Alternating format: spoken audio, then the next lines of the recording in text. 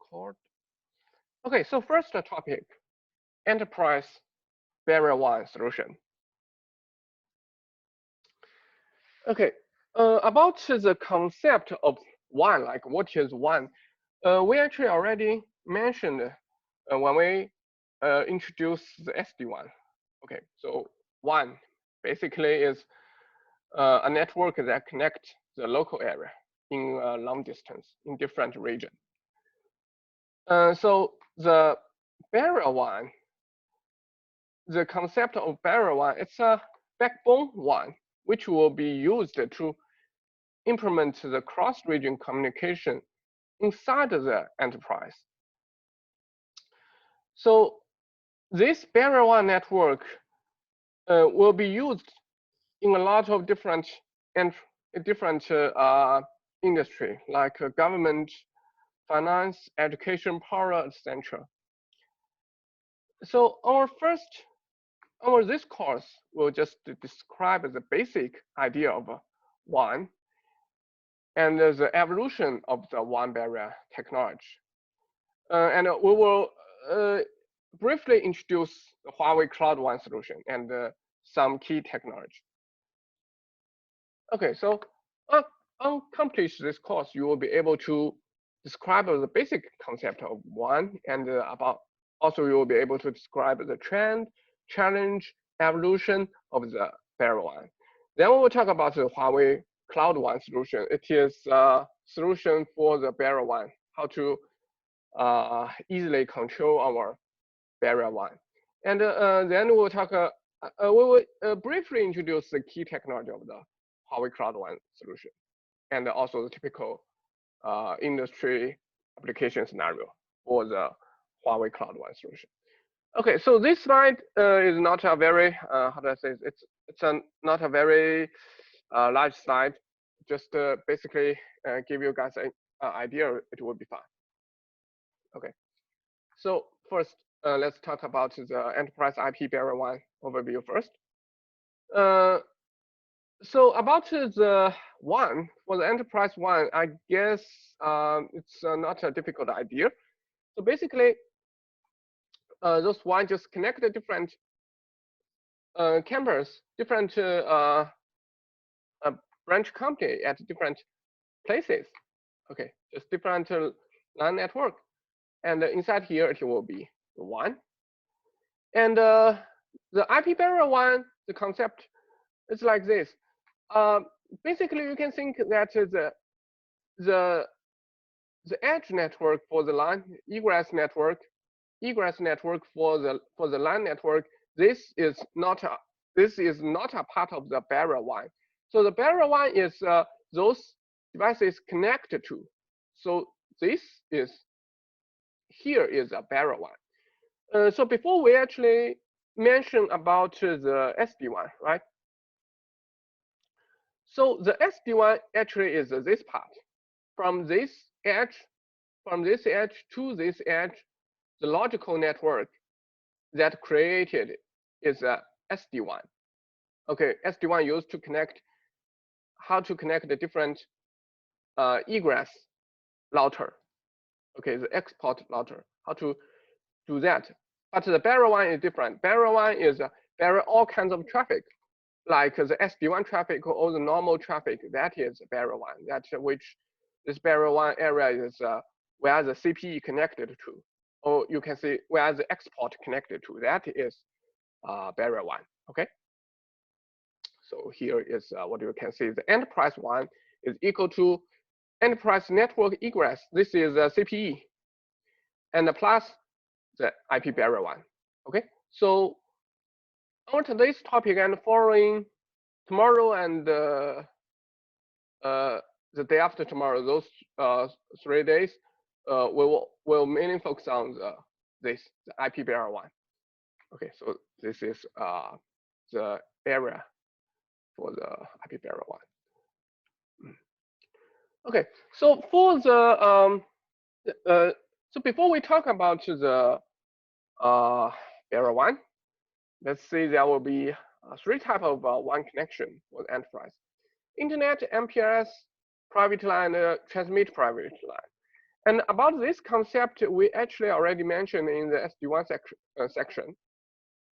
So we know, well, either we use the internet to do the connection, or maybe use the MPLS, or use the transmission private line. And above the transmission private line, we can build the enterprise self-backbone network. So the IP barrier one actually is this part, and this part, and this part will be the IP barrier one, enterprise IP barrier one. Okay. So about the IP barrier one, let's take first. Let's have a big picture that for typical logical architecture for the IP barrier one, it will be like this.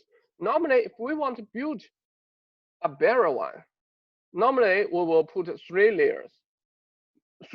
But if your barrier one is not so large, 2 layer also is okay. But normally, if you have like a middle size or large size of the barrier one network, the architecture will be like this. First, we will have an access layer. Access layer is where the CEO, you can call it the edge router connected to the barrier one. So this PE, those P, they are at the access layer. So access layer will provide the access for for the data center, for the branch, for some other like external services. For example, I got a data center here. If I want to provide services for other branch of the or for other company, I need to connect it to this access layer. Okay, so just this is access layer. And the middle layer will be the aggregation layer. So the aggregation, based on this name, we know that this will be used to aggregate the traffic from the access layer, right?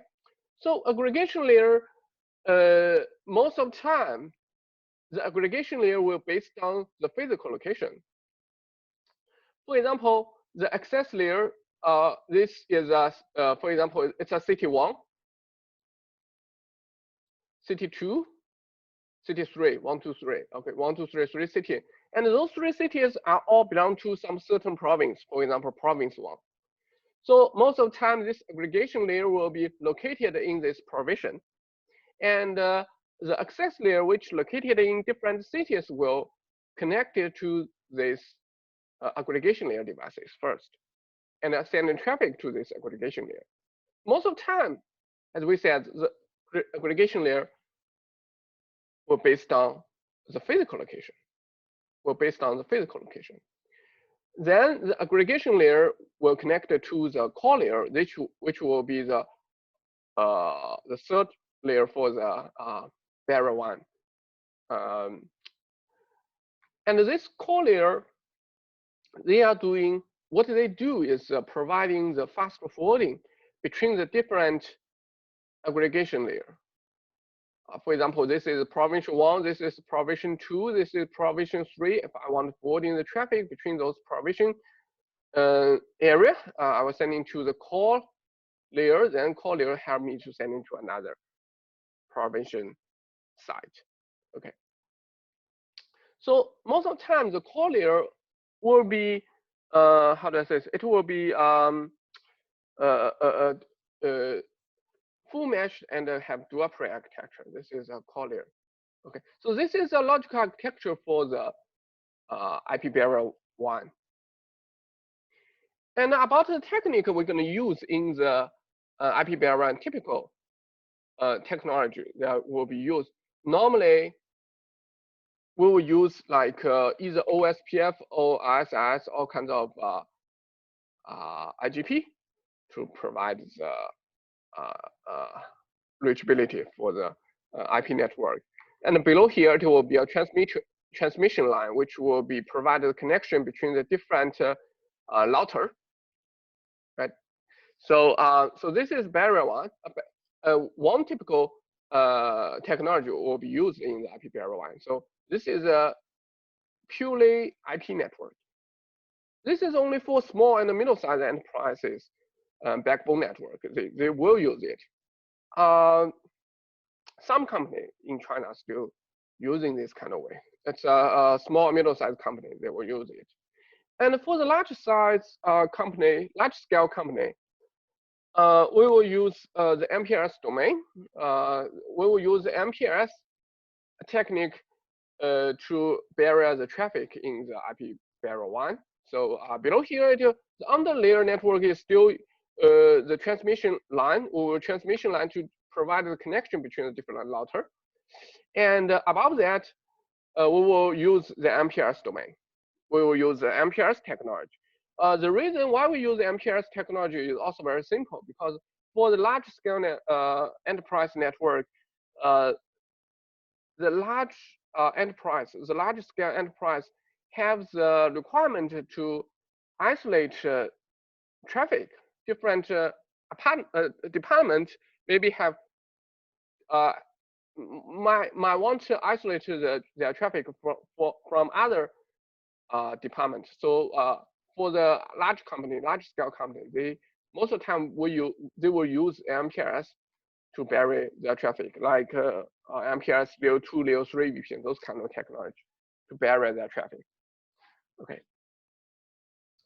But now the things change. In the old time, very old time, the IP is enough for the IP barrier 1 network, because as we said, in the old time, the WAN only provided the connectivity, only provided the connection between the different companies. It will be enough. The enterprise also is satisfied with that. But when the day changed, when the time changed, more and more services is being buried on the network. So we need to have some technology to isolate the traffic from each other. So this is where MPLS came from. Okay, but MPLS actually at the very beginning it's just trying to enhance the performance for the network, but nowadays you just use to isolate the traffic. But now, the more and more enterprises is putting their traffic, putting their business in the on the internet, on the WAN network, and also for the company itself. There is many different different business, different services also need to put into the IP barrier 1 network. So it will ask us to face another problem, is maybe our IP address is not enough. So nowadays, the enterprise IP barrier 1 network is moving towards the IPv6 era. Sorry, it should be IPv6 plus era. So there's a lot of new technology which will be released for the IPv6 to fulfill the requirement for the enterprises. So about the IPv6 plus technology, we will be mentioned at the day after tomorrow. So if you got any question about IPv6 plus, you can ask during that time. Okay, so here is some key technology which will be used at the IP barrier 1 network. First is MPLS. I guess everyone is very familiar with MPLS. Just it's an MPLS tunnel, right? We will use like LDP or RSVPT, those kind of protocol to establish the MPLS tunnel. And above that, we will use like the MPLS VPN, use the GRE, L2TP, VXLAN, those kind of tunnel to bury the traffic. But the MPLS got a problem about what is the problem, what is the detail about the problem. We will talk later.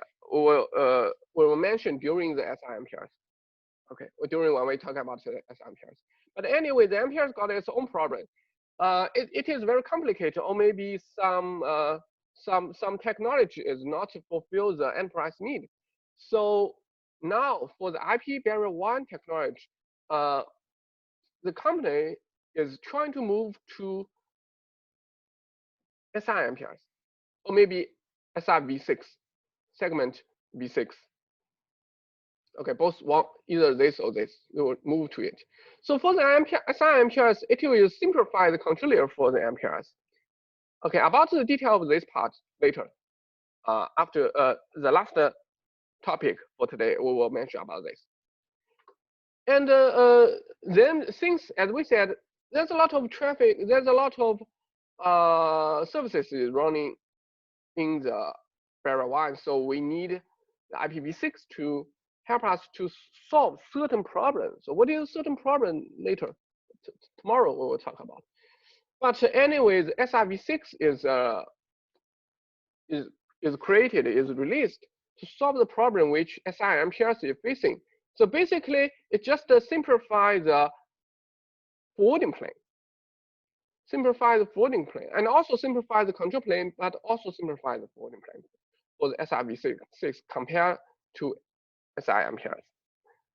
Okay. So a little bit overview, and now let's look at how is a Huawei Cloud WAN solution trying to help us to solve the certain problem that the barrier 1 facing.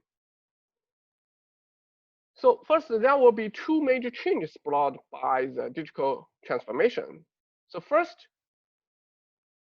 there's a millions enterprises being what they call cloudification. They put their business into the cloud, which means into the data center, into the cloud. So this will bring us first the services. It is put into the cloud, which means a lot of traffic now need sending on the WAN, on the barrier 1. And secondly, the production network, some production network, it become IP-based. They are totally pure IP-based.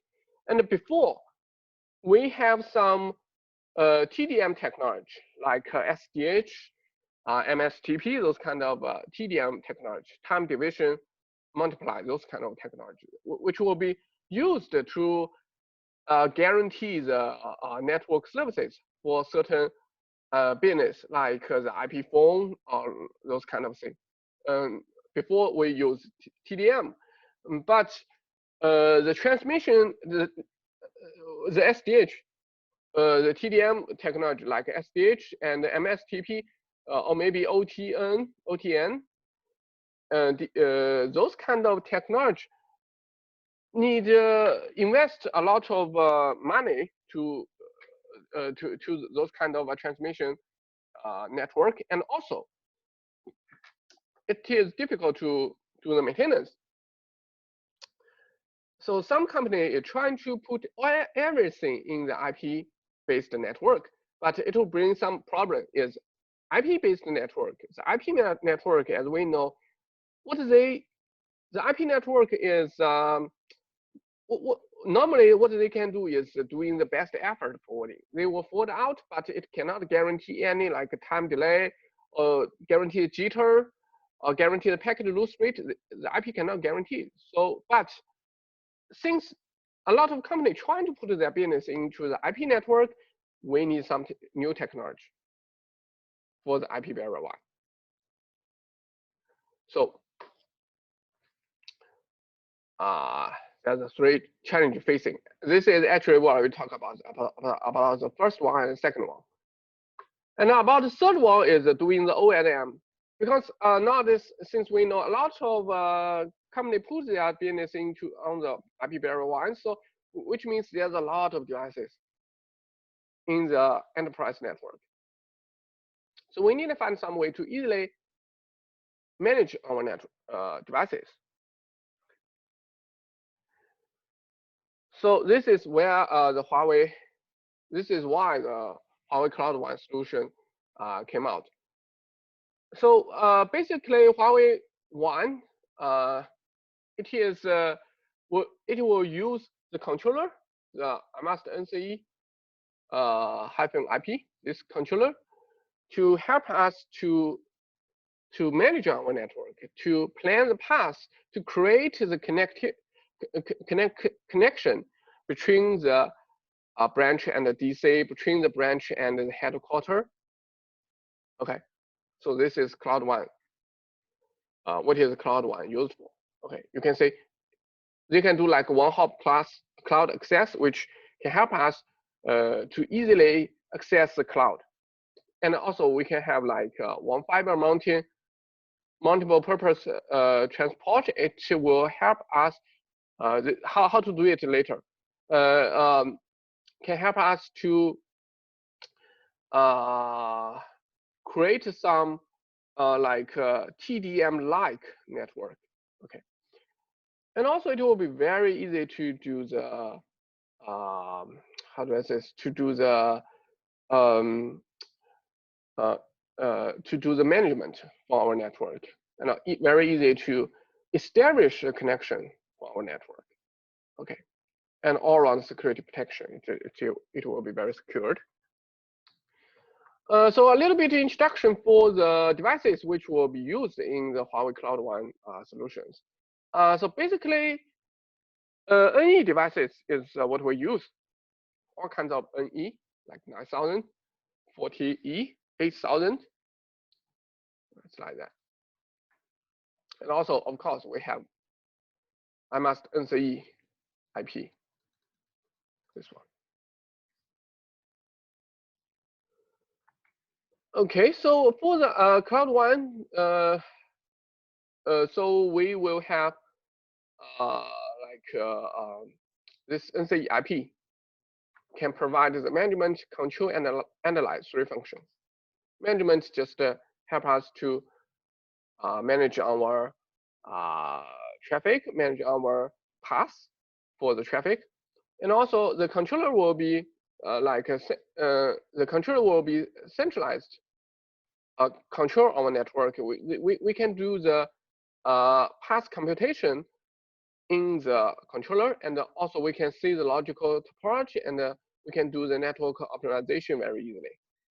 And besides that, we can analyze our barrier WAN network also. For example, if I got some congestion in some certain point into some certain node for the Cloud WAN solution, it will be easily to monitor and easily to solve.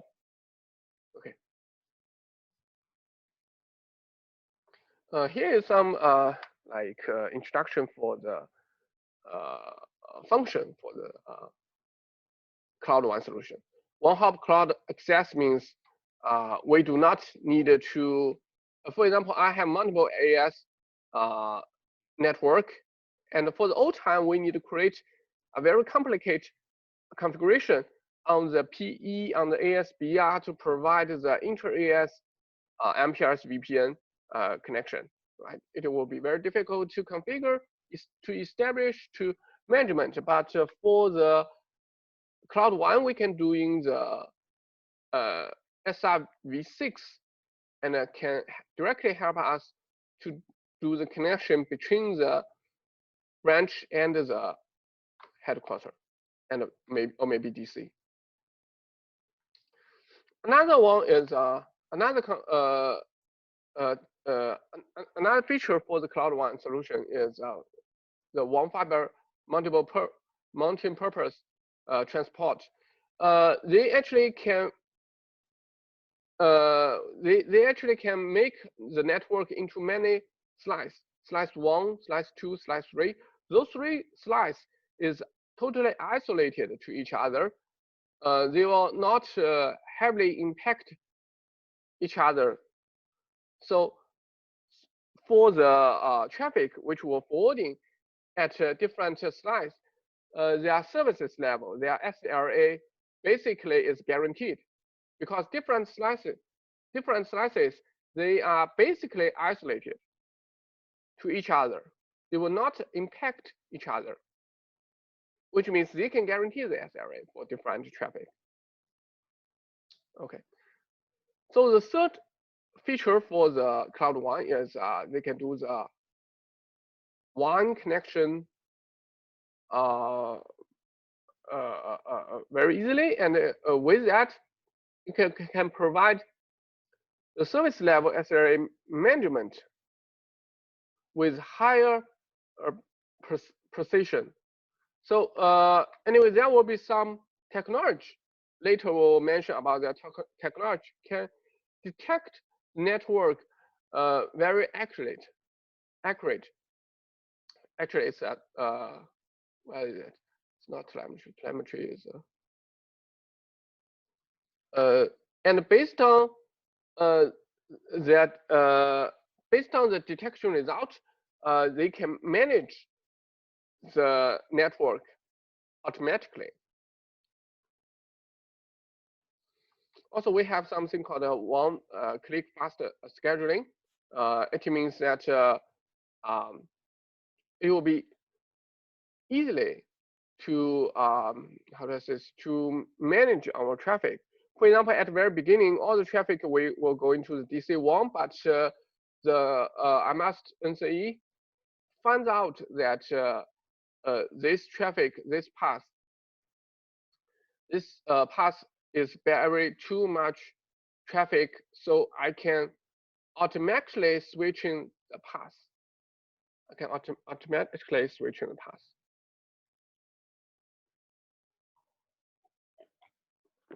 Okay, then let's look at the typical application scenario of the Huawei Cloud WAN solution. So this first is the e-government extranet of the for their own. So this is that with the Cloud WAN solution, before that all the before the government have a different network. They have different isolated network. For example, for provincial government, they have their one network. Policy, they have their own network. Civilians, they have their own network. Okay, so different and government, they have their own network. But with the Cloud WAN solution, they can put all the traffic into one network. So it will be much more easier. Okay, so and another using scenario, the application scenario is intelligent traffic optimization on enterprise WAN. This means that some traffic is not fully so for some company, their network is not fully used. It's not fully used. Some traffic, some paths, it have many traffic is running on this path, but those paths maybe do not have any traffic forwarding, because for the old time, the traffic forwarding is based on the shortest path first principle, based on the cost, based on the metric of the network. But with the Cloud WAN, we can do in the intelligence and traffic optimization.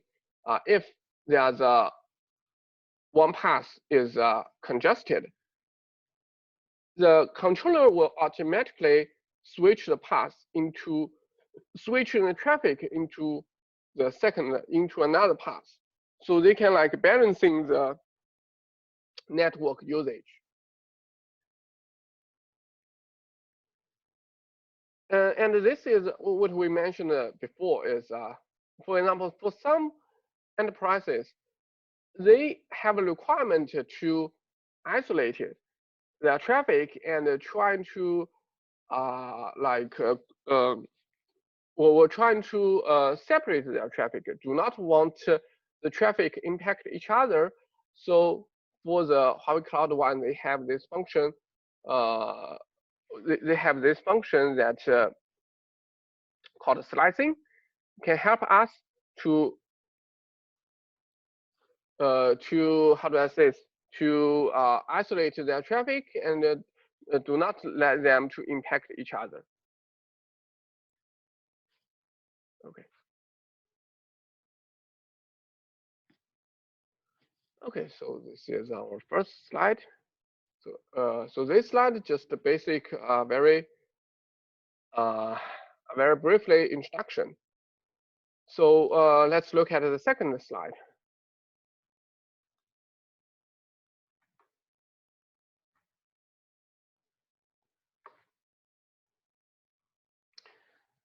Okay, so in this slide, we will talk about the WAN architecture and the key technology which will be used in enterprise barrier WAN. So the IP barrier WAN, which is usually cover a country, is a data communication network that only provides the connection, the interconnection between the different branch, different data center. And this course, we will introduce the concept of the WAN typical architecture, and also we will talk about a little bit detail of the technology which will be used in the barrier WAN network, like how to create the connection, how to optimize the WAN network, how to guarantee the SLA for certain traffic, how to manage our network, etc. We will take a little, we'll talk a little bit detail of this kind of technology. So on completion of this course, you will be able to describe the typical architecture of the barrier WAN network, and also you will be able to describe the basic concept of a mounting protocol level switch, the MPLS, SR, and SRv6, those kind of technology, the basic concept of that. And also we'll be able to describe the principle of the WAN traffic optimization, the SLA module, and the packet processing flow, and also like how to provide certain reliability for the network. Okay, then we'll mention, at last we'll mention about which kind of technology we will use to help us to manage our network. So we have totally seven, we have seven parts for this slide. Okay, so let's talk about the barrier WAN architecture first. So normally, a typical architecture for the barrier WAN will be like this. It will be like this. So at the different company at a different region, they will create their own network. They will have their own network, and this network, you can say in this in here, inside here, actually it is one company. Okay, in here it's another company. It's another branch. It's another branch. It's another data center. It's another headquarters. Okay, so for each company, inside the company, they actually will put the barrier WAN network at here.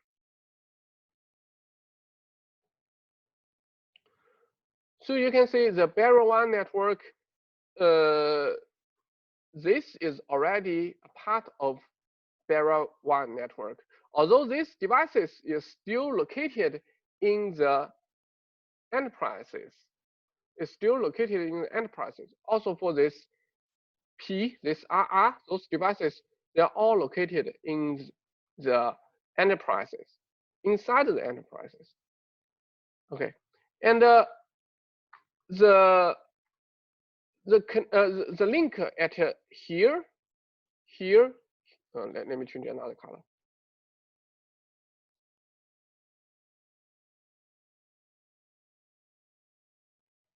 And the link for this,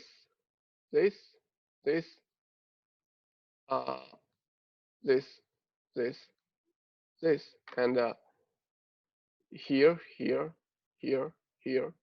and here. You can see the link across the region. This link actually is based on this link is a transmission private line. This is the transmission private line. Okay, and the rest one, this actually is located inside the enterprise, inside of the enterprise. So normally when we call, normally the IP barrier 1 network for the enterprise, it is this. Those devices is created the IP barrier 1 network. But those devices actually they are located in the enterprises, inside the enterprises. But between the area, between the company, they are using the transmission private lines like this. And the whole picture for the barrier 1, you can see, basically you have the PE. This PE will be used to connect different services. For example, I got a DC services, and I will connect to DC PE. And for these P devices, DC P devices, BR1P devices, those devices is just trying to aggregate the traffic from the DCP.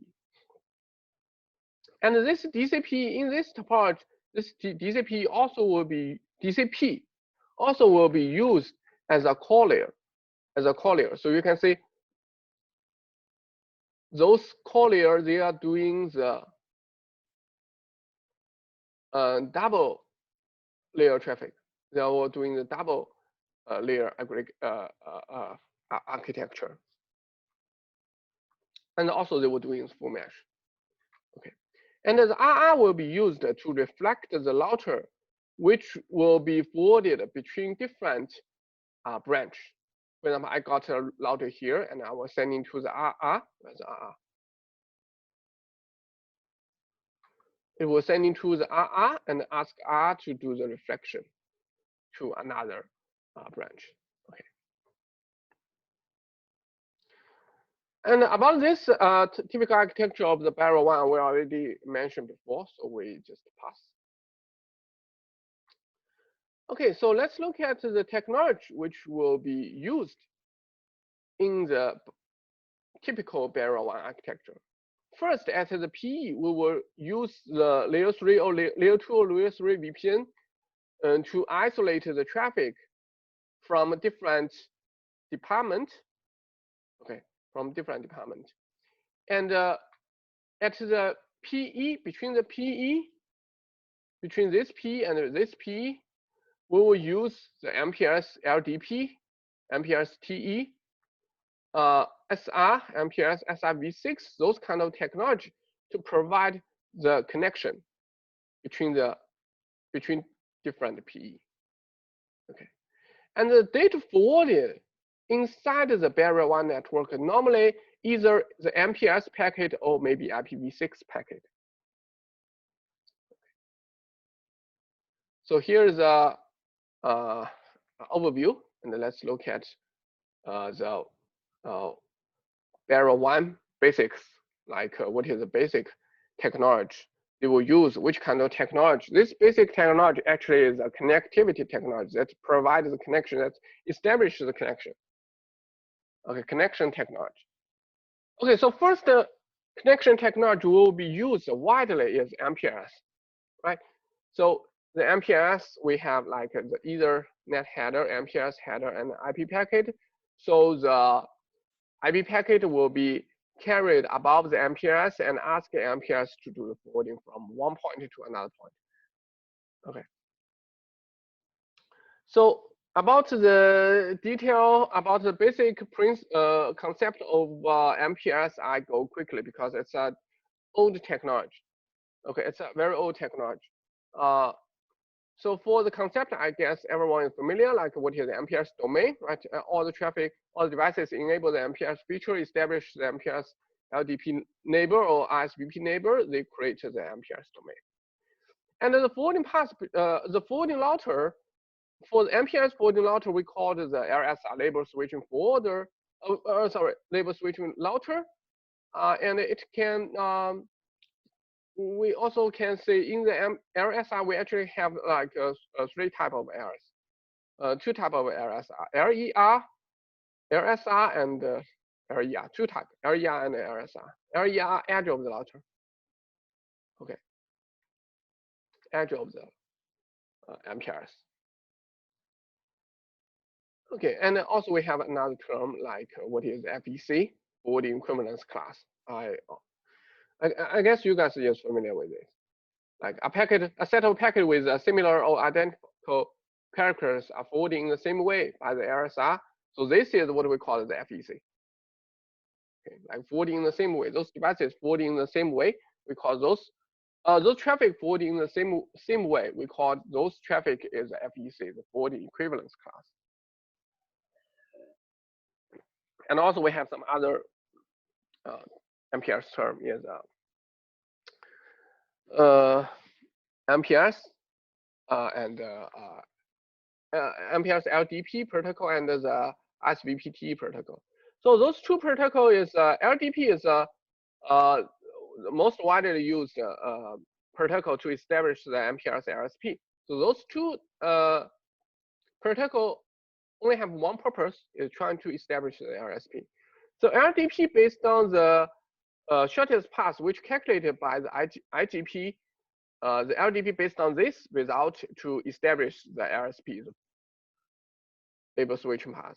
And SVPTE, they were based on the requirement, based on the CR LSP, based on the requirement to establish the CR LSP. The CR called the what is the English name for? Constraint-based routed label switch path.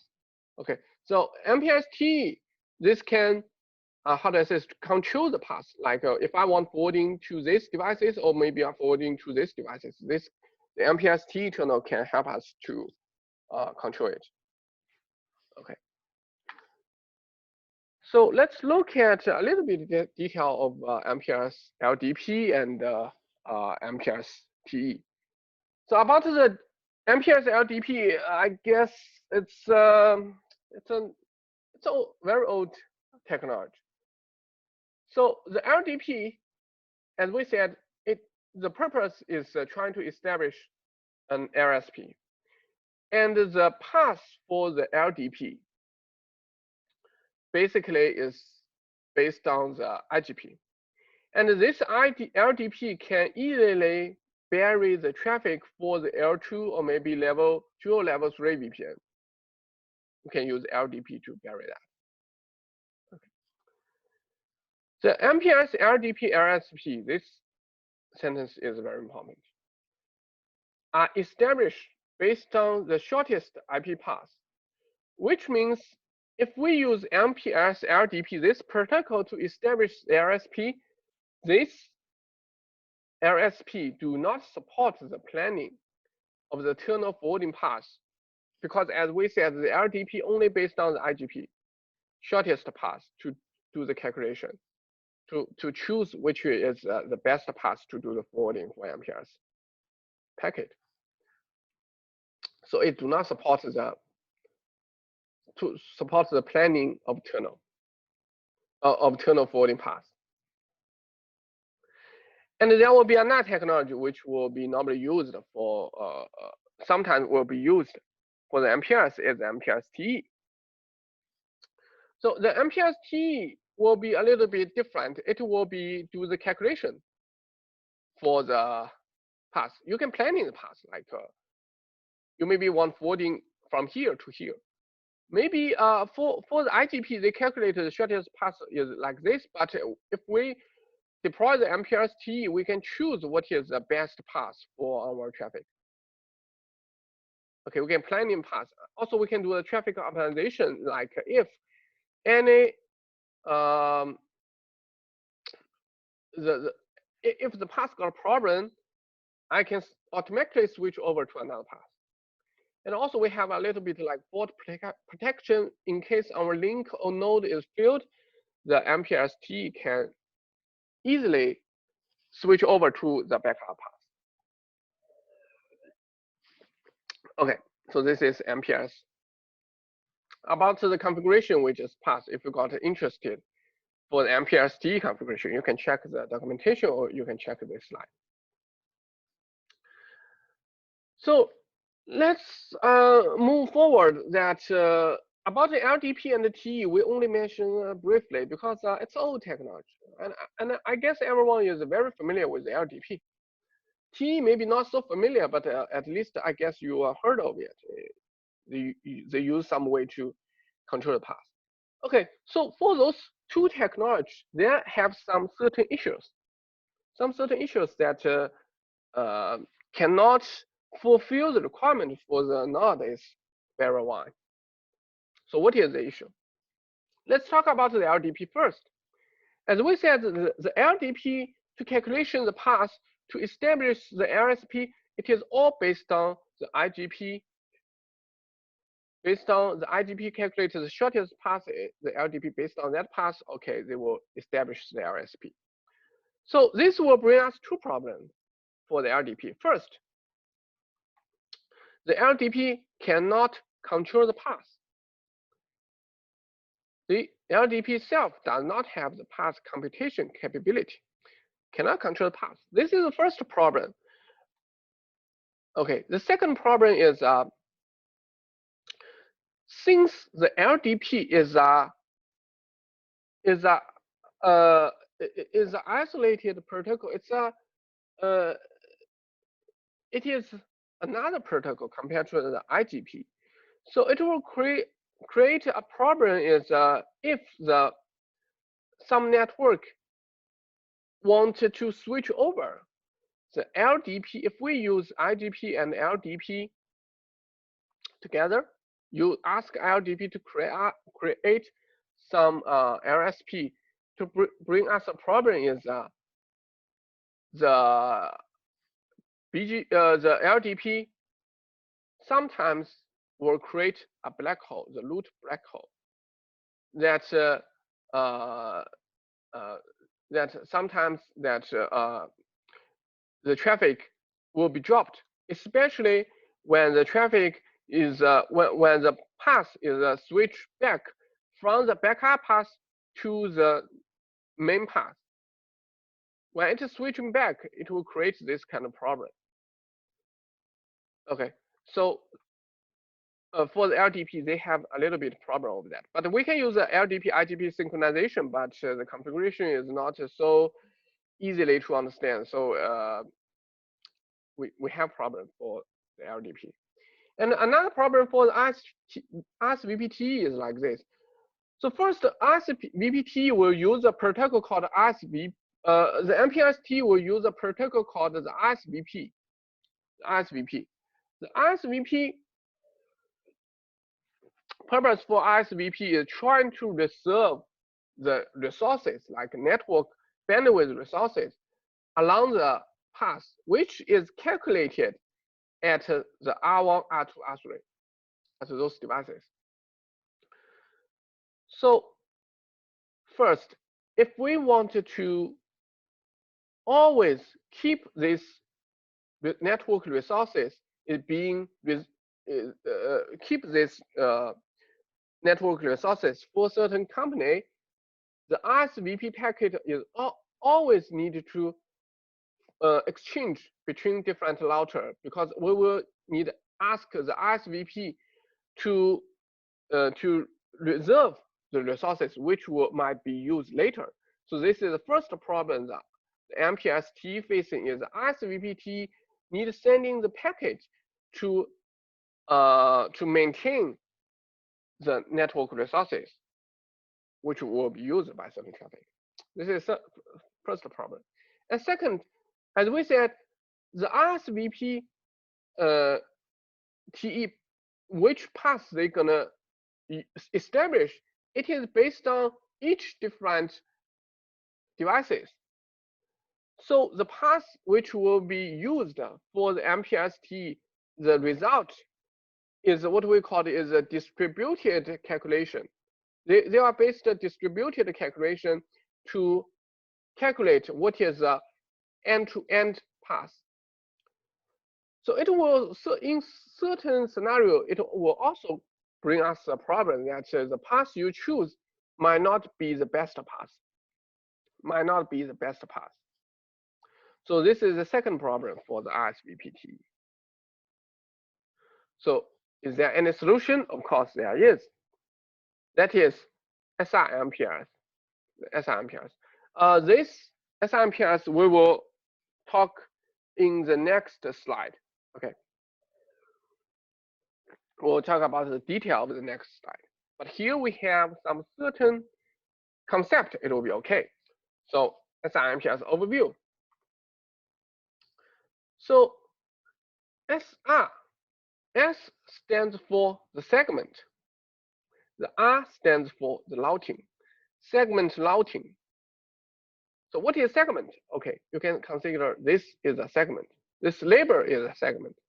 This IP is a segment. Because when we're forwarding, it is from one part to another part, one node to another node. So here is one segment, right? And it forwarding to another node. Here is also a segment and forwarding to another node. This is also a segment. So this is why we call it a segment routing. This is the reason, because from one point to another point, it is a segment by segment by segment. It's like this. Okay, so what is the advantage for the SRMPS compared to the MPLS LDP and MPLS TE? Okay, the advantage is like this. First, for the SRMPS, they have the function to control the forwarding path. They have some function control the forwarding path. So this segment routing technology will much better than the MPLS LDP protocol, because for the SR I can plan in the path. Okay, and second, about the MPLS TE, why the SR MPLS is better than MPLS TE? The reason is like this.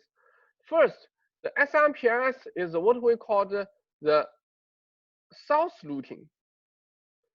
The SRMPLS is a south routing technology. In the south node, for example, R1, you only need to tell R1 how to do the forwarding. It will be enough. Okay, it will be enough. So you do not use the SRMPLS. You do not need every node to calculation the the path. To calculation the path.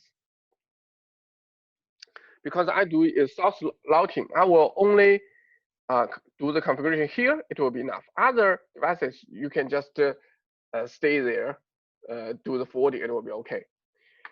And also for the SR, they can extension the existing protocol to facilitate the network, to forwarding the label information, MPLS label information. So the you do not need to work like LDP.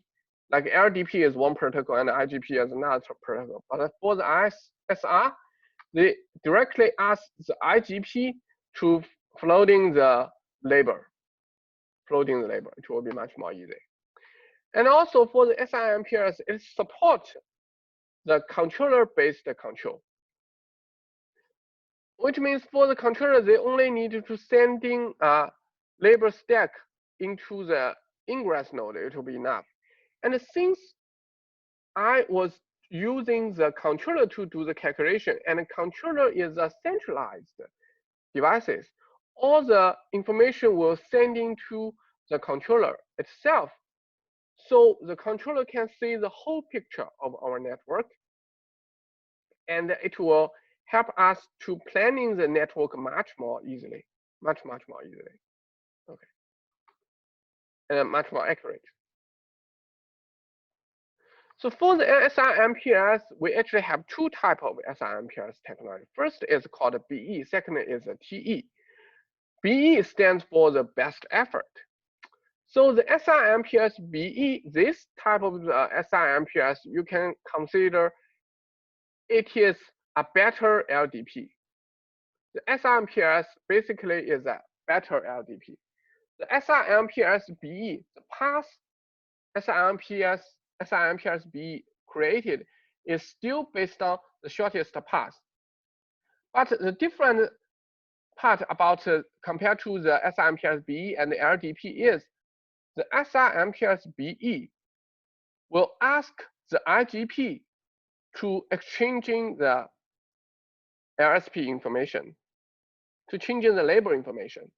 So I do not need to use another protocol called LDP to help us to exchanging the label information. I can directly ask IGP to do it. So you can think the SIMPS-BE is the solution, is a better LDP. It will solve the shortage for the LDP. And there's another called SIMPS-TE. Sometimes we call it SIMPS policy. They're basically the same thing, but there are certain details different. Anyway, this SIMPS-TE, first, it can co-work with the amassed NCE IP, so they can doing the centralized root path. And the result for the path it was sending to the source devices. So the source devices can, based on this label stack, to directly forwarding the packet. And since this, how do I say this? We are doing the centralized calculation, so there will be no problem for. It will be the solution for the SVPT, because we are doing the centralized calculation. So so they will not facing a problem which distributed calculation will facing. Okay.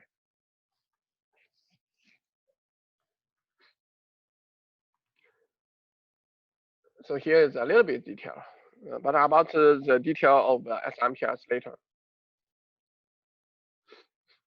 Okay.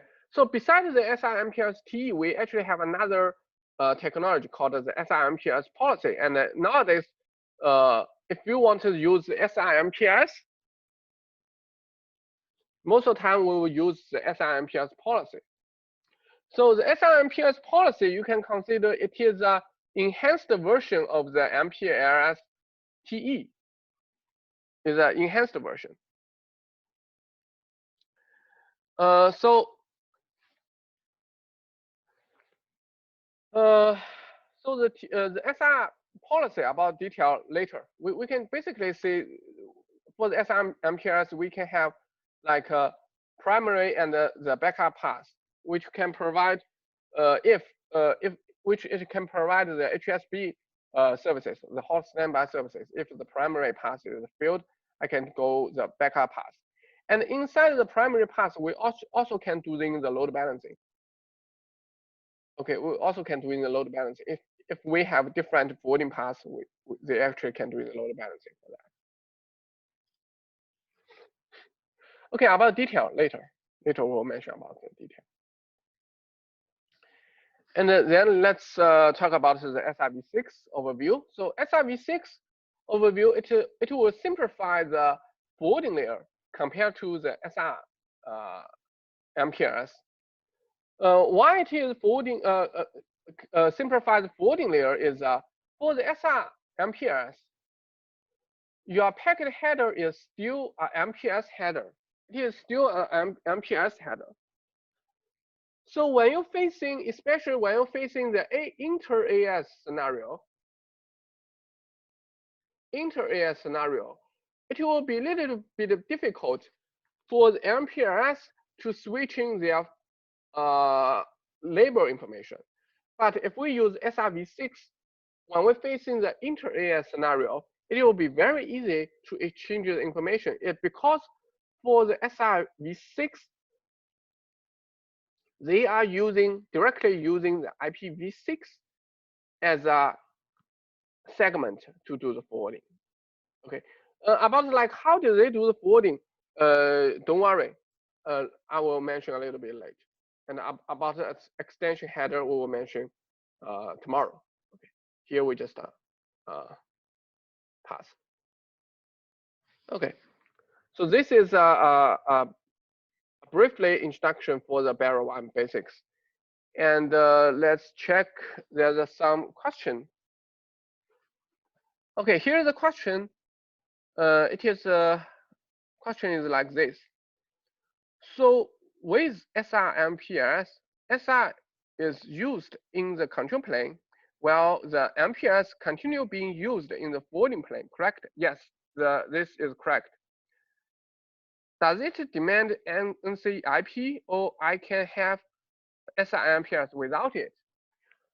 Okay, so for the SR-MPLS, we actually will have the lab tomorrow. Yes, we will have the SR-MPLS lab demonstration tomorrow. During the lab demonstration, you will see we can use the SR-MPLS without the NC-IP. We can manually write down, we can manually create a forwarding path. That will be no problem. But in the real life, it will be very complicated to do that. So most of the time, we will use the NC-IP, that a controller, to help us to planning the forwarding path and to deploy this label stack into the device. So it's like this. So you can have SR-MPLS without it, but it is not recommended. Okay, so this is the first section. So this is the first section for the for this slide about the Barrier WAN basics. Any other question?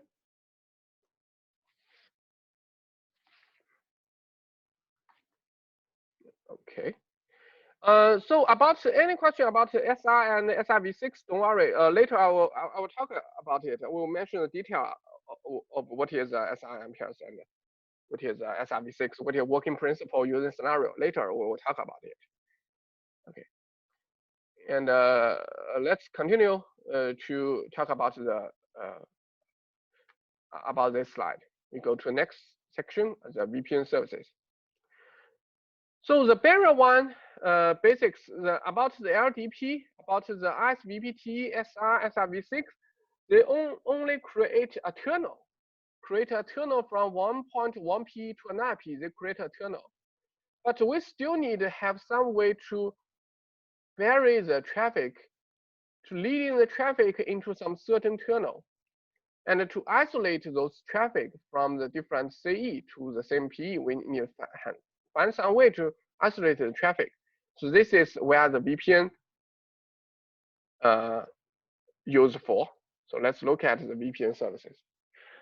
So in the real network, in the live network, there will be many different VPN technology, like the VPDN, like the GRE, IPsec, L2TP, SSL. They are all VPNs. But in the Barrier WAN, most of the time when we talk about the VPN, most of the time we will use only two types of VPN, layer 2 VPN. Layer 2 VPN including the VPWS and the VPLS. And the layer 3 VPN, which include the BGP, MPLS VPN, and also we have another called eVPN. There also is but eVPN is a little bit different. It is it can also, both can be used as a L2 and L3 VPN. Okay. Okay, so about let's have a little bit concept of like the WAN VPN. Okay, so for the layer 2 VPN, as we said, we have two types, VPLS and the VPWS. So about the VPLS and the VPWS, the different in one word is the VPWS is a point-to-point L2 level 2 VPN, and the VPLS is a point-to-multi-point level 2 VPN. It's a difference between the VPLS and VPWS. Okay, and for the VPN v6 and VPN v4 and VPN v6, for those layer 3 VPN, I guess everyone is very familiar of those type of VPN. Okay, we will use the BGP VPN v4, VPN v6 to carry those kind of VPN router. And we can say in the left side, if we wanted to create like VPRS or VPWS, those two type of layer 2 VPN, or if we wanted to create IPv6 or IPv4 VPN, we need to use the different how do I say this? We need to use different type of the BGP address family to carry that root entrant. So to simplify that, in Barrier 1 network, nowadays we will use the eVPN to bury the layer 2 and the layer 3 root entrant. The eVPN, you can say, provide both layer 2 and the layer 3 capability and function as a control plane protocol to transmission the layer 2 and the layer 3 information, like routing information, like IP routes, MAC routes, those kind of things. So you can say eVPN can support VPRS, VPWS, and the layer 3 VPN. This layer 3 VPN including the IPv6 and IPv4.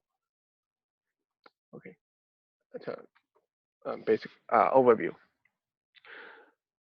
And here is, as we said, some basic concept of the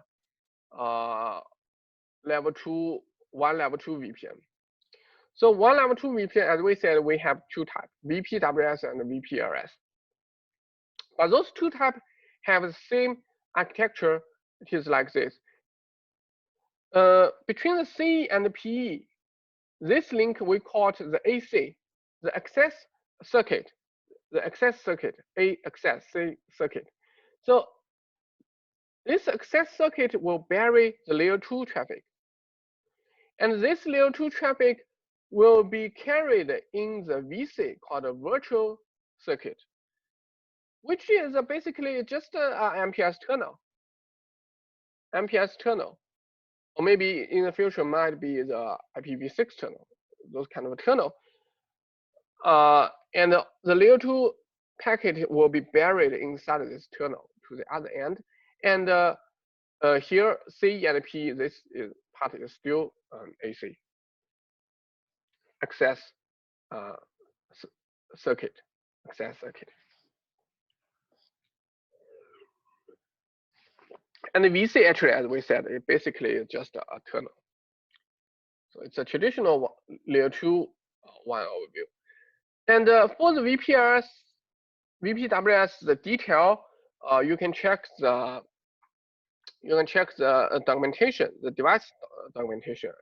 In this, for the HCIE, we will not put too much information and slide into the layer 2 VPN. So we basically talk about the layer 3 VPN in the HCIE. And this is traditional layer 3 VPN. We know we will use the BGP to use it as a control plane and use the MPS as a data plane to forward the layer 3 traffic.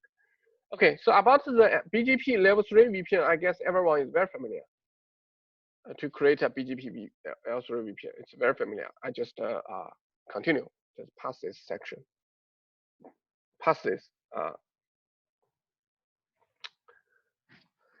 And now most of the time we will use eVPN, sorry, we will use eVPN to carry all different routes like VPRS, VPWS, L3 VPN. Those route entrant all can be carried in the eVPN family address.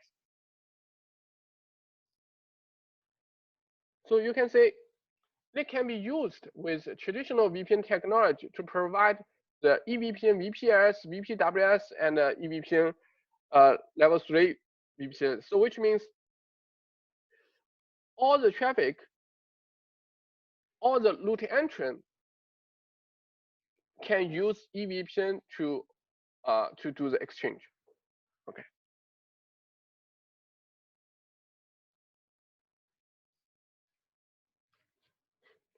Okay, so about the configuration of the eVPN and about the detail of the eVPN, I guess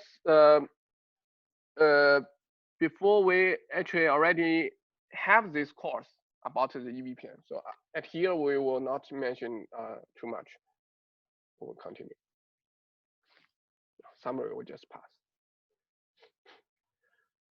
Okay, here's another topic is about the tunnel management overview. So for the VPN, we might have many different tunnel, many different paths. We have SRv6, SRMPS, MPLS-T, MPLS-LDP. We have many different tunnel. So for this tunnel, this VPN traffic should be carried in which tunnel? We will use something called a tunnel policy to manage the tunnel. We can use this tunnel policy to choose which tunnel we want or which is select a sequence for the tunnel. For example, for VPN1, their first option is SRv6. And if SRv6 is failed, they might use MPLS-TE as a tunnel to carry that traffic. And for VPN2 might be different.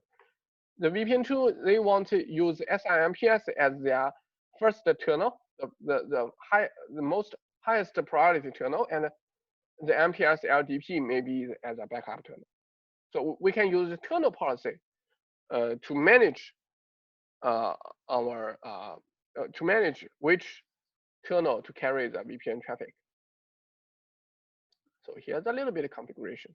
These are configuration for the tunnel policy. About configuration, I just pass.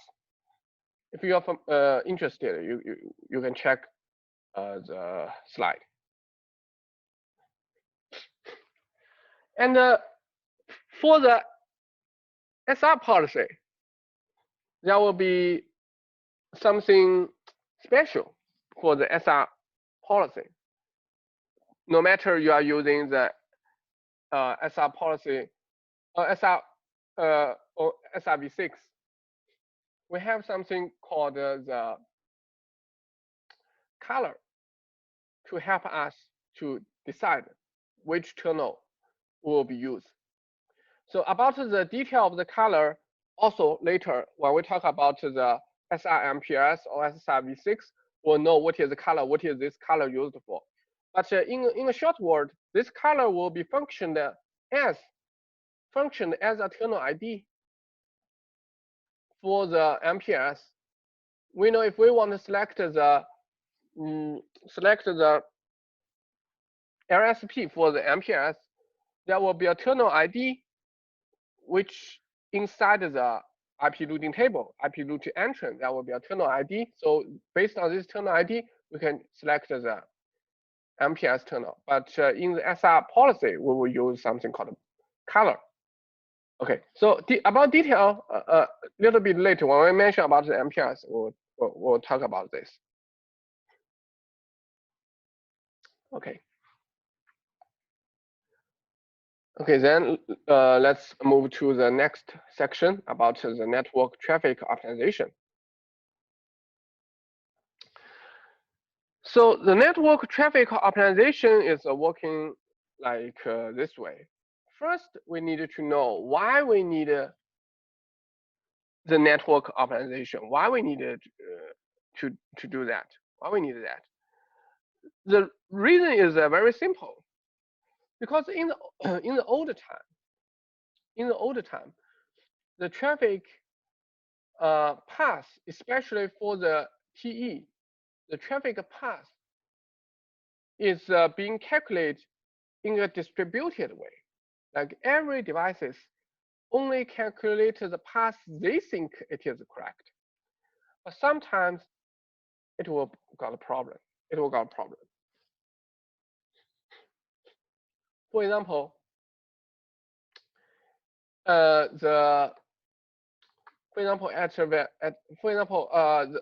need like this.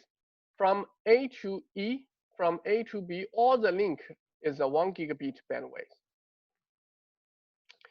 And the tunnel 1, they need 500 megabits. Tunnel 2 need 600 megabits. And the tunnel 3, they might need like 700 megabits for the bandwidth.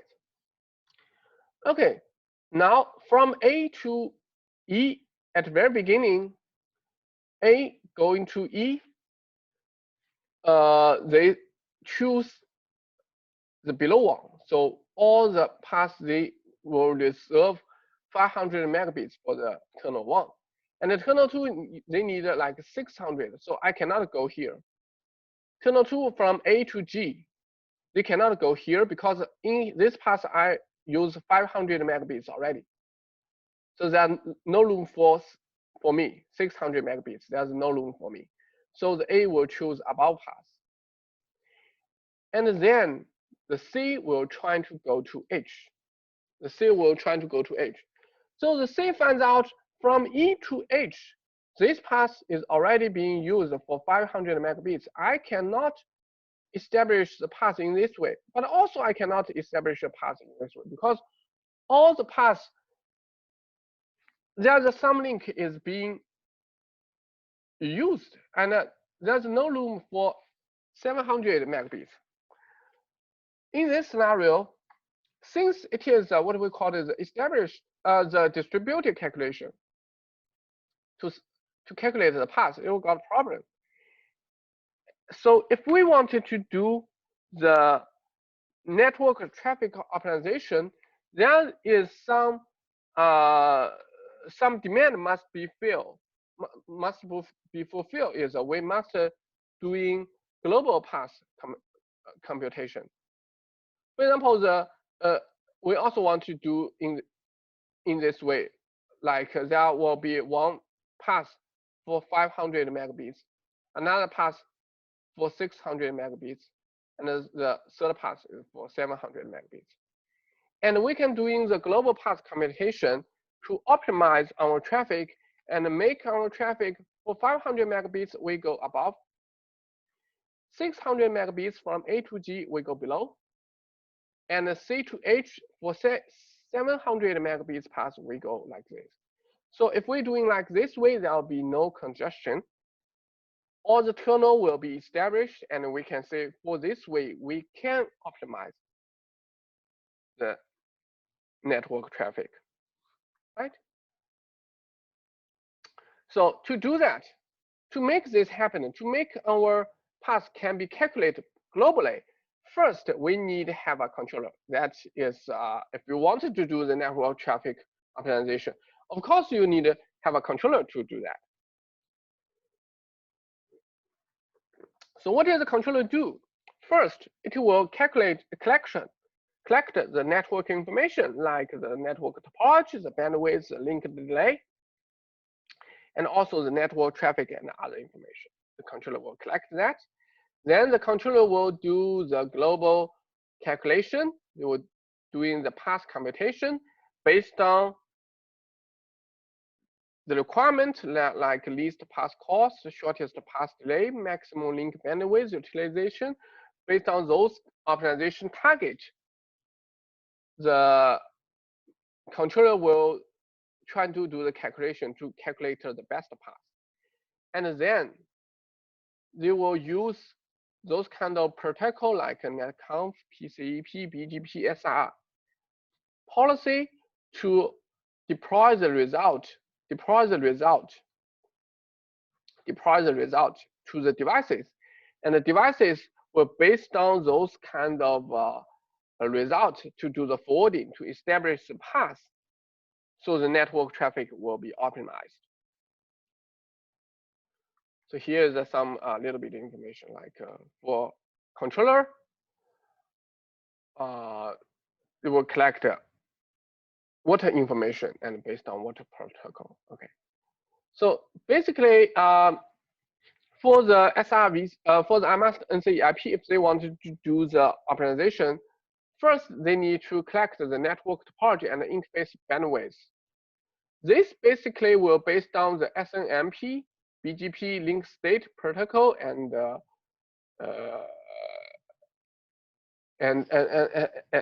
PCAP for that. And if they wanted to calculate the date link delay, to collect the link delay. Most of the time, first they will use a TWAMP to calculate the the delay, like the packet lose rate, etc. And it will ask the BGP LS to forward in the result to the controller. And the last, the traffic static information, it will based on the SNMP, or maybe the telemetry, or maybe the net stream to collect the information for that. And after that, based on the priority, bandwidth, hop count, explicit path, delay threshold, affinity of those kind of those kind of rule, they will calculate a result. They will calculate the result, and based on your target, your network optimization target, based on those target, and based on this kind of network information, the MST NCE IP will calculate the best path. Okay, and they will use either netconf PCAP and BGP SR policy to deploy the computation result. Okay. So this is a network traffic optimization.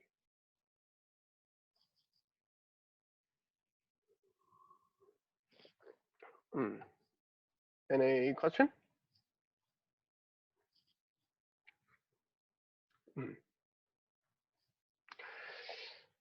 Okay, so here's some question. Let me read it. So briefly, what would be the key advantage of the eVPN over traditional level 2, level 3? Only unify or something else? Actually, the advantage is unification. They unify for eVPN. They unify the layer 2 and the layer 3 VPN. So you do not need to. Let's go back to eVPN. So you do not need to configure different address family for the BGP. Just one eVPN will be enough. Just one eVPN will be enough. So it will be easy to manage. That is the major advantage, the key advantage, compared to layer 2, layer 3, and compared to VPS, VPWS. And actually, there are some other advantage, but actually, when we talk about the SRv6, we'll mention there's actually another advantage for the eVPN, but that advantage is how do I say this? Because eVPN also can we can use the eVPN to do the IPv6 over SRv6.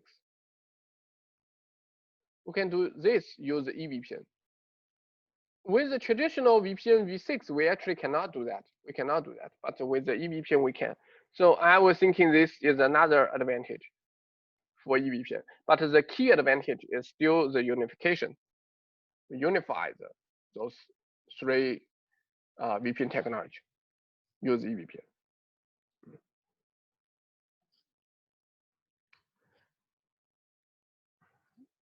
Any other question?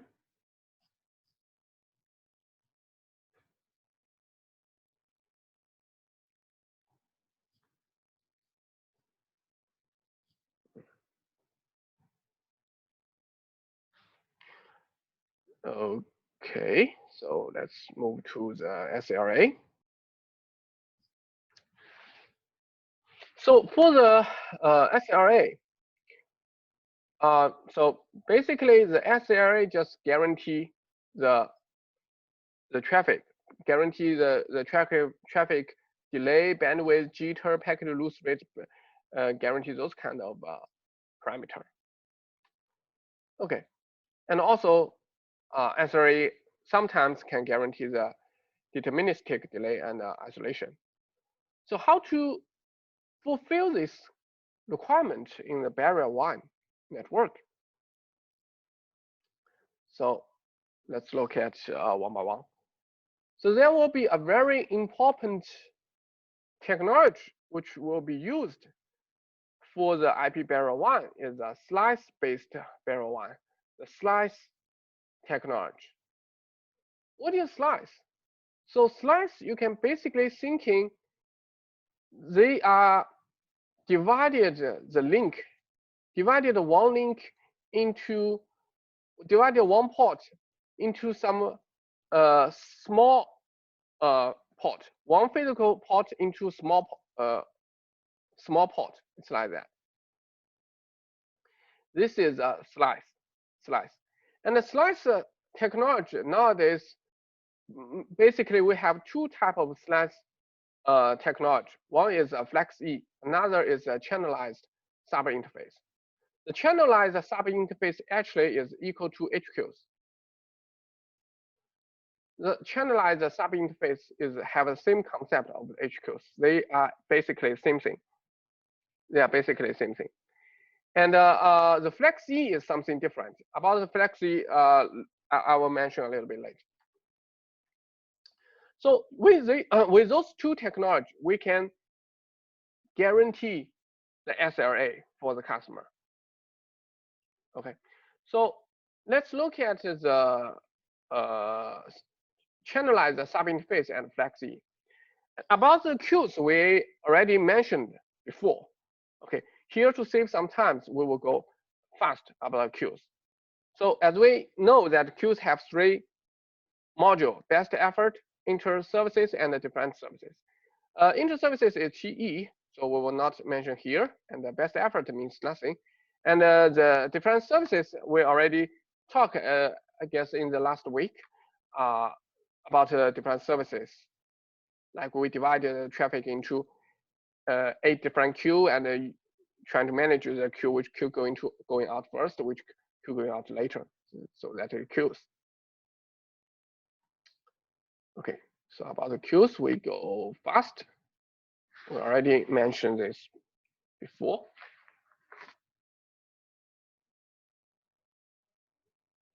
So pass. We already talked about this before. Okay, and the application pass. Okay, now let's talk about the limitation for the queues. So as we said, the normal queues, we actually only have like one interface. We only have like eight queue for one interface. So if we have many different type of the services, there's no way we can 8 queue will not be enough if we have many different type of services. So we will have something else we call the HQs, and HQs, as we said before, it is equal to channelized sub-interface. It is equal to channelized sub-interface. So let's talk about the channelized sub-interface. So for the HQs, as we said, we have multiple queue, like we have flow queue, we have a subscribe queue, and for the NE devices, we actually have some, and we also have group queue. Group queue is a pod queue actually, the pod queue. And besides that, we have some queue, some other queue. This is only for NE. First is a virtual interface queue, VIQ, and a dummy pod queue.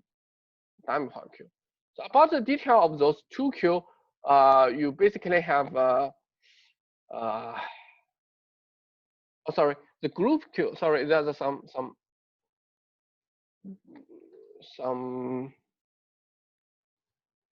this is not right. That the group queue, the dummy pod queue is as a pod queue we talked before, and the group queue and the virtual interface queue is NE have.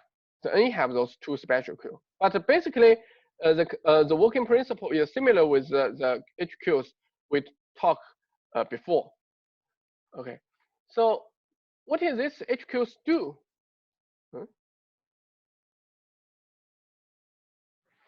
Wait a moment. Okay. So what is this HQs used for? So basically, these HQs, just like the HQs we talked before, that uh, based on different traffic, they will go into different uh, flow queue, and different users go into the different subscribe queue, and this user can divide it into different group, and different group can go into different virtual interface. This virtual interface means channelized sub interface. This sub interface like G 0, 0, 1.10, that is the virtual interface queue. And all the virtual interface will go out from the physical interface, this dummy port, and it will go out. So it's like this. And the channelized sub interface, you can see different sub interface. Different sub interface, they can have their own flow queue, own SQ, own GQ, own virtual interface queue. Okay, so like each different sub interface, you can limit their bandwidth, limited their forwarding priority. They can configure their forwarding priority to limit their bandwidth usage. So the channelized sub interface is bandwidth guarantee and delay guaranteed. But for the HQs, there will be one flaw, like one shortage, is HQs, actually, for HQs, it is still a soft pipe. It's not a hard pipe, which means in some scenario, even you use the HQs, your traffic bandwidth usage will impact other sub-interface, will impact other traffic. It will. This because HQs is a soft pipe. It is a soft pipe. You can see we're still using the same physical resources. Although we call it a virtual interface, but this virtual interface, it is just a virtual interface. The traffic is still forwarded out from this physical interface. They are not physically isolated. They are not physically isolated. So for the HQs, for the channelized sub interface, for most of the scenario, it is enough. But for some using scenario that even you use the channelized sub interface, the traffic will still impact for each other. Okay, it will impact this. This will impact this. Okay. So is there any solution? Of course, there is. That is a FlexE. So the FlexE is not a software. It's not a soft pipe. It's a physical pipe. It's a physical term. So the FlexE, basically, you can thinking they are using the technology with the TDM, time division multiplexing. So the FlexE, they are all based on the time slot to forwarding the traffic, the FlexE. So they are physically divided. Not physically, but you can see it's a hard pipe because we are using time slot. So the sub-interface, for sub-interface for different FlexE slice, they are at a different slot. They are at a different slot. So the traffic between them are totally isolated. And they will not impact each other because they are at a different time slot. For the channelized sub-interface, they are still using the same time slot. But for this, they are at a different time slot here for the FlexE. So the FlexE2, how is the Huawei devices fulfill this? How did the Huawei devices do it? The Huawei devices to fulfill this, they have some new layer. We call it flex shim layer. So this shim layer, they are just above the physical layer. So they just above the physical layer. So the FlexE actually is a 1.5 layer technology. It is above the physical layer. They add a new layer called this shim layer. So there will be some special FlexE header which will be added into this layer. Okay, so use this layer, we can create a TDM network. The FlexE is a TDM network. So the traffic will based on time slot, totally isolated. This is slot 1, slot 2, slot 3, slot 4. The traffic will just fall inside it. It will not impact other slot. Okay, so here's a little bit comparison of slicing technology. The queues is not a lot of network will use this queues. I mean, if you want to do the slicing, we will not do the queues to do the slicing. A lot of companies use queues, but if we use slicing, we will not do it. So most of the time, we only have two options if we want slicing, if we want to use the slicing technology. The first is a channelized sub-interface. Another is a FlexE. So their using scenario will be a little bit different. Will be a little bit different. It's all based on the transmission network. Transmission network. So if the transmission network you are rent from the ISP is OTN, no, not OTN, sorry, is SDH or MSTP.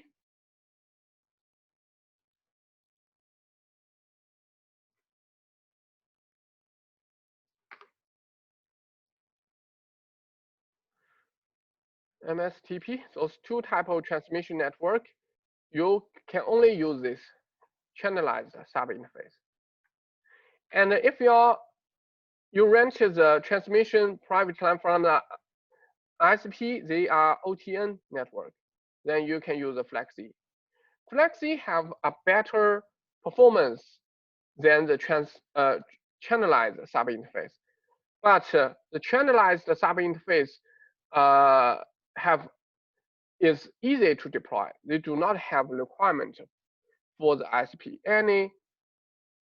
All kinds of ISP network can use channelized sub-interface, but only certain ISP transmission network can use a FlexE technology. Okay.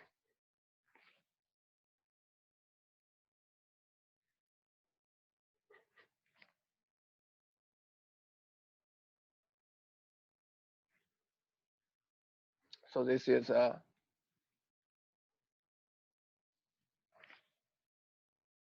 okay. Here's about some question about slicing. The question is like this: how many slots maximum can I have in a FlexE physical interface? Okay. It's like this. First, it depends on the bandwidth of your interface, your physical interface. Let's take an example. For example, you have let's 10 gigabit. Your interface is 10 gigabit. And nowadays, for the devices right now, we have the minimum bandwidth for each slicing. For each slice, if you are using FlexE, okay, for each slice, the minimum bandwidth is 1 gigabit. So, which means one slice you at least need to have 1 gigabit. Okay, so which means if you got 10 gigabit interface, the maximum slice for the FlexE, the maximum slice you're gonna have is 10. So if you got 15 gigabit, the maximum you're gonna have is 50. So this is how many slot maximum you can have if you use a FlexE. It's based on like the minimum FlexE tunnel. You can set the bandwidth, minimum bandwidth for slice tunnel. You can set, and what is bandwidth for your interface. So based on that.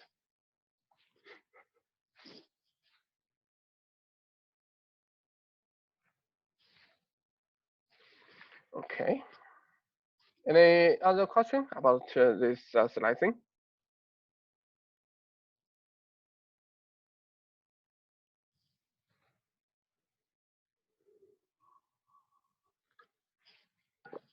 Okay. So there will be last two section. Let's finish it, and we will take a break. Okay. So next section will be network reliability. So network reliability, we can divide it into many layers. First is device reliability, and another is network reliability.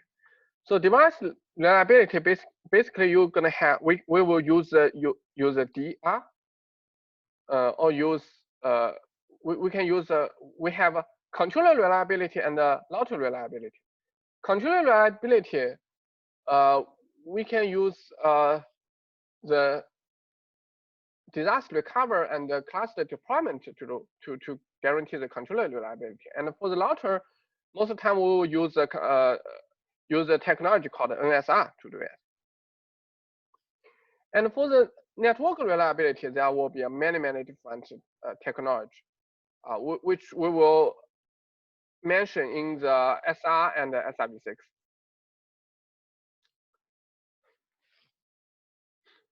Okay, so first let's look at the. We will mainly focus on the what do you call it, the technology we will be used in the reliability. First technology we're gonna use is HSB. The end-to-end protection and the local protection. There will be two type of technology which will be used in this in this tunnel protection. First is end-to-end. End-to-end protection, in one word, it just use hot standby. We have a primary path and a backup path. If primary path is failed, I will use backup path, hot standby, HSB. And the other will be another protection called local protection, which means if one link or one node is failed, I will bypass this link and node and forward into a destination. We use the FRR, fast route technology, to achieve that. So about the FRR, well, the FRR have a lot of things to say. Let's make it clear here, because let's make it briefly introduce here, because in the SR MPS we will talk a little bit detail about the FR. Okay, so for the FR, basically you just know that the FRR just help us to bypass the error node, bypass the error point. For example, I got a node is failed, or maybe there's some link is failed. I can use FR to bypass it. And then, in the live network, we actually have three type of FRR. One is called normal LFA, because LFA FRR. And also we have something else called RLFA FRR. And then we have something called TILFA FRR. About different of this, I will make it short. That the FRR will sometimes create a loop problem. There will be a potential loop for the FRR. Like why there's a potential loop in the FRR, or when we talk about the SIMPS, we'll mention. Like what is a potential loop? Okay, there will be something called macro loop. Okay, but anyway, so we have some algorithm to avoid those kind of potential loop. The LFA and RFA, there are two type of algorithm to prevent the loop during the FRR. The LFA have limited usage, have limited using scenario. Okay, around 75% of the network can use LFA, and RFA around, as I remember, 85 or maybe 80% of the network can use IRFA FRR. But there will be some new type of algorithm called TIRFA, which TI stands for the topology independent. No matter which type of topology you are using, we can use TIRFA to calculate the loop-free path, which will be used for FRR. Okay. So FRR, as we said, just directly finding a backup bypass path to forwarding the packet. Okay, so we also have some other technology which will be used to guarantee the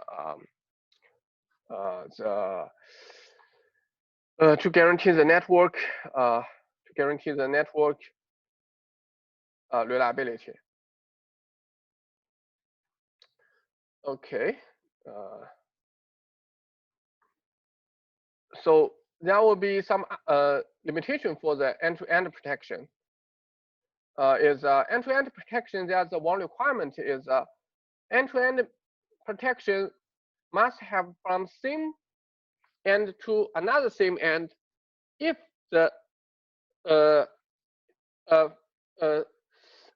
source and the destination end is same, we can provide the end-to-end protection, the HSB protection, host standby protection.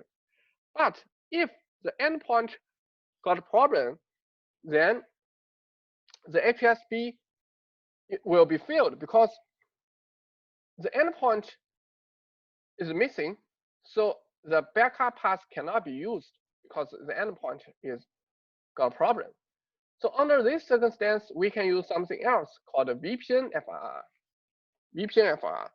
So about the detail of the VPN FRR, like how is the VPN FRR can help us? Why is the VPN FRR can help us to solve the problem? What is the working principle? We will talk during the SIMPS and SIB6 policy. Okay, we'll mention about that.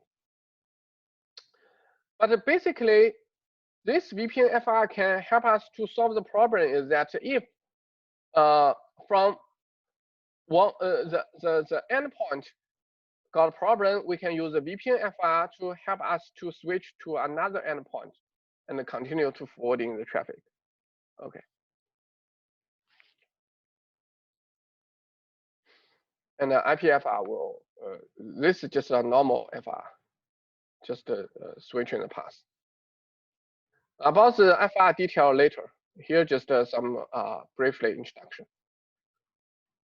So and this picture actually, this slide is it's like this. So to sum up, different protection measures are taken to ensure tunnel reliability based on the location of the fault of the end-to-end path. So from respective of end-to-end forwarding path, it is recommended that multiple level protection can be used. So it will be at a different area, the protection technology will be using in this scenario of different scenario will be using different protection method. So at this part for the CE and the PE, and this part most of the time the IPFR will be enough. And also from here to here, this part IPFR will be enough.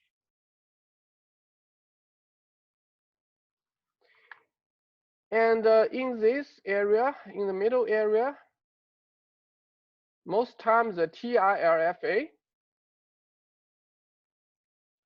FRR can guarantee there will be, even there some link or node is failed, the traffic can still fastly switching to a backup path.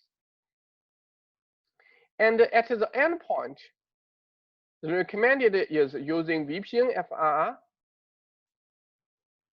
to guarantee the traffic can forwarding if one endpoint, one PE is failed, we can use VPN FR to do it. And from point to point, from P1 to P3, from end to end, we can use HSB to guarantee to guarantee the traffic or not, to guarantee the services level. So this is where we're gonna the multi-level network protection need to be deployed.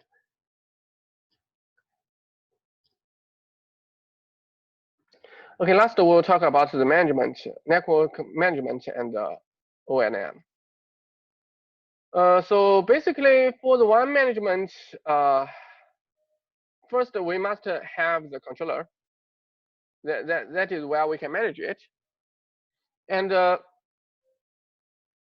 management, first, we have some function called a network analyze when we manage our WAN network. The network analyze is the controller's feature. They can use the AI algorithm based on the network information. It can automatically calculate the best path from one point to another point. Okay, and to analyze our network, we must have the network information, as we said. And so, how to get the network information? We must through some protocol. So the protocol we are using is this: telemetry, SNMP, and the BGPRS. So telemetry you can consider is advanced version for SNMP. So telemetry can report the network situation in a very fast speed, in the millisecond level. It can forwarding the network situation. And the BGPRS also will help us to forwarding the network topology, kernel state, those kind of information from the BGPRS. So this protocol is just the protocol which reports the information from the devices to the controller. So which kind of protocol can help us to measure our network? So most of the time we will use the TWAMP or IFIT. So those two technologies are both trying to measure the real both measure the network status, like the bandwidth, like the packet loss rate, the jitter, the delay. They will use to do the measurement. Okay. So let's take a brief view. So about the SNMP, in the SNMP in the Huawei Cloud WAN solution, the SNMP only gets the basic information for the devices, like what is the version for these devices, how many interfaces these devices have, etc. Like this. This is what SNMP do. And there will be another topology protocol is netconf. The netconf in the Cloud WAN solution will be used to deploy certain configuration and also can help us to gather the information from the devices. Okay. And the third protocol is called telemetry. The telemetry only do one thing. It reports the network state in the fast speed, rapidly. Okay, they report the network devices state rapidly. This is telemetry do. Okay. And we have the BGP LS protocol. So the BGP LS protocol can tell the controller about the topology for our network based on the IGP, based on the ISS or OSPF. They will use the BGP LS to report the information to the controller. And also for the TWAMP information, they also can use the BGP LS to report about the TESI information. They also can use the BGP LS to report to the controller. So controller will know the network situation, like the topology, bandwidth usage, delays, etc. Those things the controller will know. So based on this information, controller can, based on the AI algorithm, the controller can calculate the best path. And here's a little information for TWAMP. So TWAMP, you can consider this TWAMP is an advanced version of NQA. It's an advanced version of NQA. The working principle is similar with NQA. Is similar. You create some simulated packet and sending to each other, and the TWAMP will use this to calculate your network situation. And TWAMP got two versions, TWAMP and TWAMP Lite. The function is similar, but TWAMP Lite, when you use it, it do not consume a lot of network resources. Okay, so it will be a little bit better. A little bit complicated application, like from here to here, we can enable a TWAMP session and to detect from here to here what is the network performance. And then there's another technology called iFeed. iFeed can measure the real situation for the traffic. The iFeed is similar with the concept of IPFPM. The working principles are very similar. The idea of how to measure our network, those two technologies, the idea is very similar. The difference is the IPFPM is a private protocol, but iFeed is a public protocol.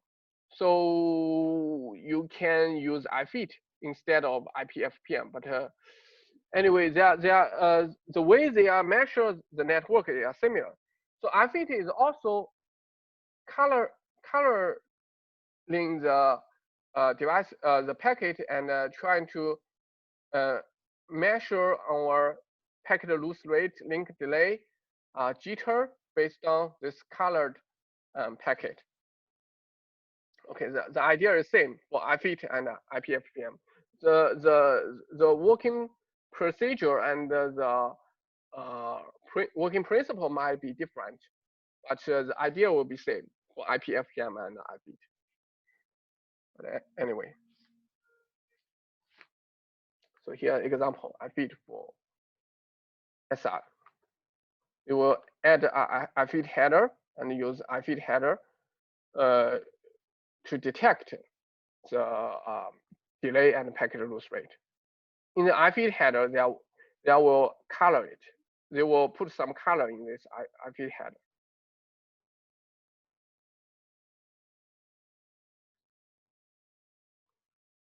So you can, based on the services path, you can, based on iFeed-based services path display, you can, based on iFeed, to see the traffic forwarding path and about the whether this traffic got a jitter, packet loss rate, delay, or something.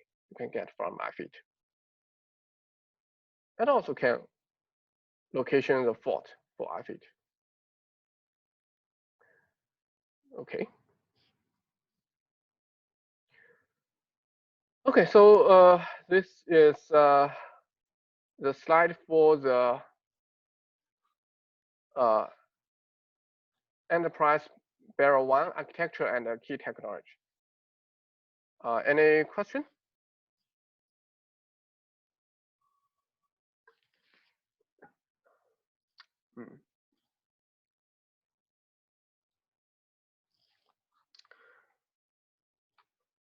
Okay, so if there's no question, let us take a break. Yes. Okay.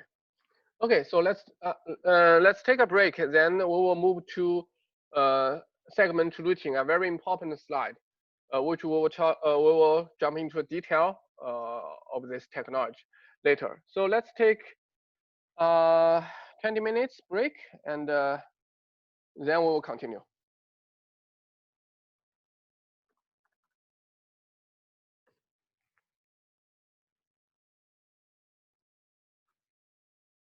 Hey, thanks.